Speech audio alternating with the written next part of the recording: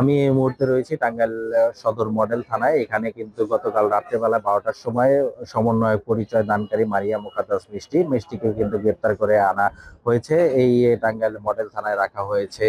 তাকে গতকাল রাত্রেবেলায় কিন্তু গ্রেপ্তার করা হয়েছে। টাঙ্গাইলের যে সাবেক এমপি এবং বাংলাদেশ আওয়ামী লীগের টাঙ্গাইল জেলা শাখার সাধারণ সম্পাদক জহিরুল ইসলামের বাড়িতে কিন্তু তিনি গত 8 তারিখে একটি আশ্রম তৈরি করেছিলেন দখল করে। সেখানে সেই মামলার প্রেক্ষিতেই কিন্তু তাকে গ্রেপ্তার করা হয়েছে। মামলার বাদী যিনি রয়েছেন রওশন আরা, তিনি কিন্তু জানিয়েছেন যে গতকাল তার নামে একটি মামলা করা হয়েছে। তিনি তার বাড়িতে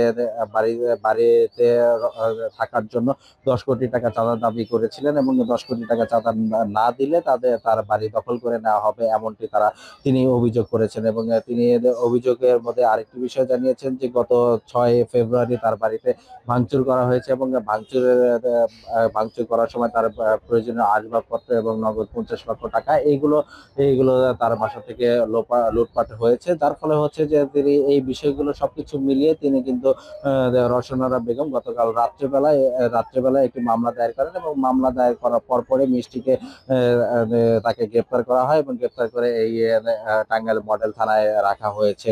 আরেকটি বিষয় জানিয়ে রাখি, তিনি কিন্তু বেশ কিছুদিন যাবতীয় সমন্বয়ক পরিচয় দিয়ে যাচ্ছেন, কিন্তু কিছুদিন আগে যে টাঙ্গাইল জেলা শাখার সমন্বয়ক যে কমিটি হয়েছে সেই কমিটিতে কিন্তু তিনি নেই।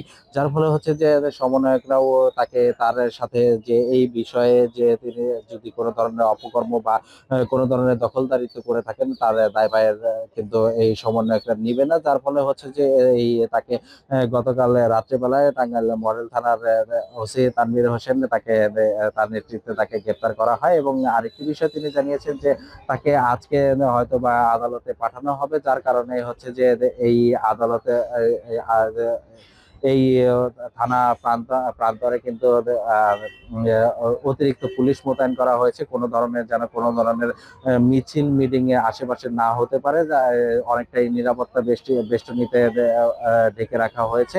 আরেকটি বিষয় জানিয়ে রাখি যে গতকাল রাত্রেবেলায় যে ভারসাম্যহীন যারা রয়েছেন তাদেরকে কিন্তু ময়মনসিংহ এবং গাজীপুরে পাঠানো হয়েছে। সরকারি যে আশ্রমগুলো রয়েছে সেখানে কিন্তু পাঠানো hয়েছে এবং মিষ্টিকে গতকাল রাত্রিবেলা 12টার সময়ই কিন্তু গ্রেপ্তার করে টাঙ্গাইল মডেল থানায় রাখা হয়েছে। তাকে কোর্টে প্রেরণ করা হয় এবং তাকে কোর্টে প্রেরণ করার পর তাকে সিনিয়র জুডিশিয়াল ম্যাজিস্ট্রেট গোলাম মাহবুব আলম তাকে 4 দিনের রিমান্ড মঞ্জুর করেন এবং এই বিষয়টি নিশ্চিত করেছেন কোর্টের ইন্সপেক্টর লুৎফর রহমান। এই বিষয়টি জানিয়েছেন। আরেকটি বিষয় জানিয়ে রাখি, তাকে কিন্তু আজকে থেকেই তাকে 4 দিনের রিমান্ডে নেওয়া হবে এবং তাকে জিজ্ঞাসাবাদ করা হবে এবং জিজ্ঞাসাবাদ করার পরপর তার বিরুদ্ধে অন্যান্য যদি কোনো ধরনের প্রয়োজনীয় ব্যবস্থা গ্রহণ করার থাকে তাহলে তারা সেই ব্যবস্থাগুলো গ্রহণ করবে, এমনটি জানিয়েছেন ওসি তানভীর হোসেন।